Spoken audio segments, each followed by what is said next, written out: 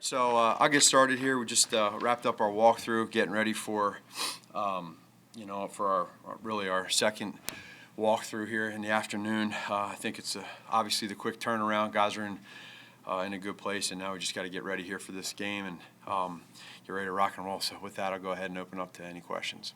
Matt, there's a report today that you had been informed that this would be your last game as president. That is not accurate. I have not.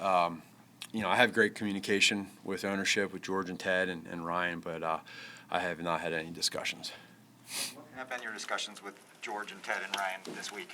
Just for this week, we have not talked this week, and that was scheduled. That's been we have a good schedule over the years where we have discussions. Like you guys always hear us talk about. We have constant communication. I always think it's good and healthy, and so we stayed on course. And with the bye week and then with the short turnaround with game prep, we have not. Do you have assurance that you'll coach the rest of the season, Matt? Say that again? Do you have assurance that you'll coach Again, my focus right now is on these players and on Detroit. That's it. And I think that's my job as a head coach and a leader, is to do that. These players have been amazing. They've been great. And so you have this quick turnaround after a tough loss like that, and now here we go. It's the only thing that we can do is focus on the now and trying to do everything we can. So, Thursday's going to be here quickly, and we have one objective, that's to win the game. To the question, though, is it yes or no on? Again, it's not something I'm focused at. I respect that. I respect the question, but my focus is not on that. So.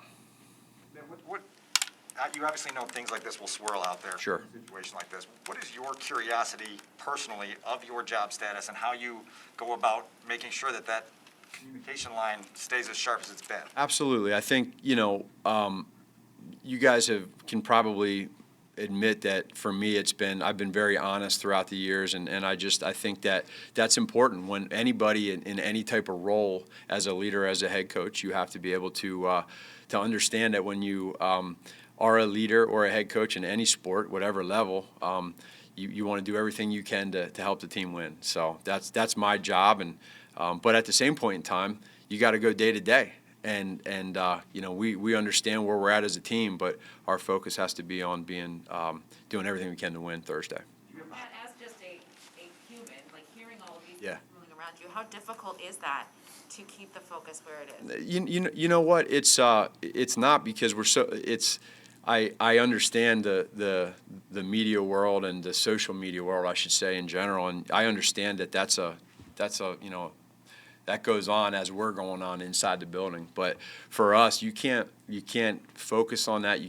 You have to stay focused on what you do every day, which is football and the X's and O's and all of that. I mean, it's important to do that. And you're right. I mean, it can, in times like this, like no matter what, when you go through this stuff, there's learning lessons through all of it. But you have to be able to understand that this is for us, our job is to focus on day to day and winning this game on Thursday, and that's it. That's as simple as I keep it. Would it be fair to say that you're unsure about yourself for the rest of this year? Again, that's my biggest deal right now. That's a distraction. I'm completely concerned about our players, our team, our coaches, our staff, everybody, and really, honestly, focusing on this game. That's anything else is a distraction. The people around you, though, don't have a game to worry about Thursday. Right. Kerry Groves' principal apologized today because I guess there was a chant about your job when they played Lake Forest on Saturday. How do you handle that stuff in the world that doesn't happen to you but is happening to people you love? Well, this is for all of us. Again, when I'm in the role I'm in, right? You have to be able to understand where people are coming from and how they react or don't react. And that's not, again, I was there to watch my son play a football game. I was there to be a dad. It was a pretty cool time. Given the nature of these questions, I'd imagine at some point in the next couple of days you would like to seek out either Ryan or George and Ted to try to get some clarity. How will you approach that?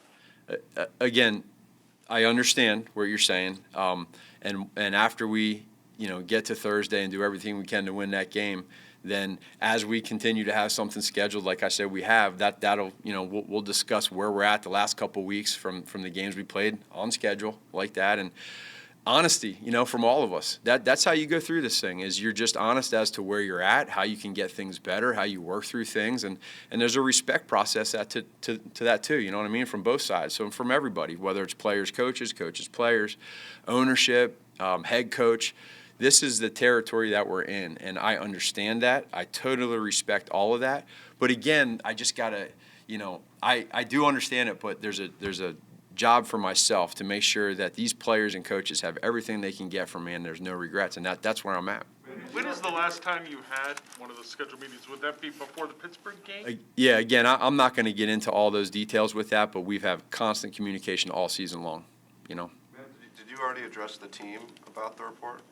No, I mean, we're out there, just got done with the walkthrough. We had installs this morning. We were getting after it. I thought the guys were great, and we had to walk through, and now we got another one this afternoon. So it's, again, we are locked in on Detroit and making sure we can do everything we can to win it. They're going to see the report out there. I mean, do you need to say to them that it's not accurate? That is up to them as to how they want to view that or what they think. I mean, the players have been awesome. They've been great, honestly. So, it's we're in there going over the game plan, and there's stuff that we're on a short week. That's what the focus is all morning long, and now at the walkthrough, and now here we get ready to go out and do it on the field. Who's playing quarterback on Thursday? Yeah, so Andy's going to be the starter, and then. With Justin, we'll continue to keep an eye on him. We'll see where he's at in regards to most likely he will not be active in that game. Do you hope that is the best case scenario Justin starts against Arizona?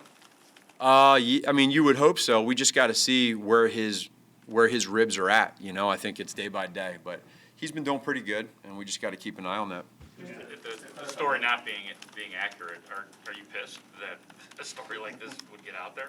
I understand how the media world goes. I get it, but at the same point in time, if I get to a point where it distracts me from being the best leader I can be to this team, I'm not going to let that happen. These guys that know every day they're getting my best, and the players have been great. So it's as simple as that. If your bosses sort of stepped up and cleared this up for you. Again, we all have our own decisions as to how we do things, and I think this whole entire time for me and for ownership, we've had great communication, and so again, it's focused on Detroit, so that's what it is. Avoid the frustration to sink in, though, because you are trying to figure out your game plan for a quarterback that, you're dealing with an injury with another quarterback, and all of this is happening.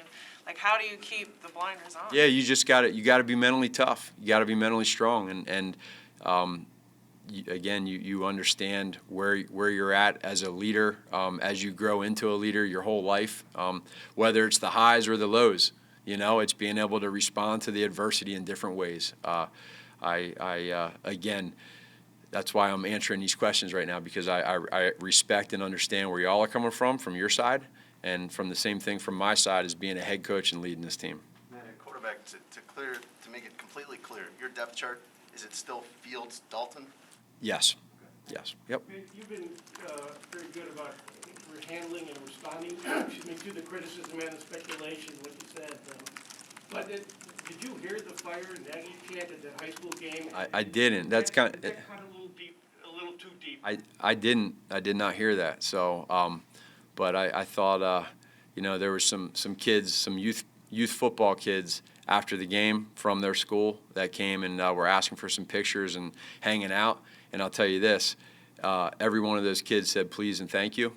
And I've been to a lot of baseball games over the summer, and there's not a lot of that going on. So I can say with the one thing they can be proud of is they got young kids right now that have respect. Knowing about that incident, do you feel like that's over the line? Were you insulted by that? It's everybody has their own opinions on what they do. I hear a lot of chants, across a lot of different high school programs at the different chants that these kids have. So it's that's sports right now. You know what I mean? I think everybody just wants to see how people handle it. But I did not hear it at the game. I was locked in on trying to watch my son play. Good. Thanks, everyone.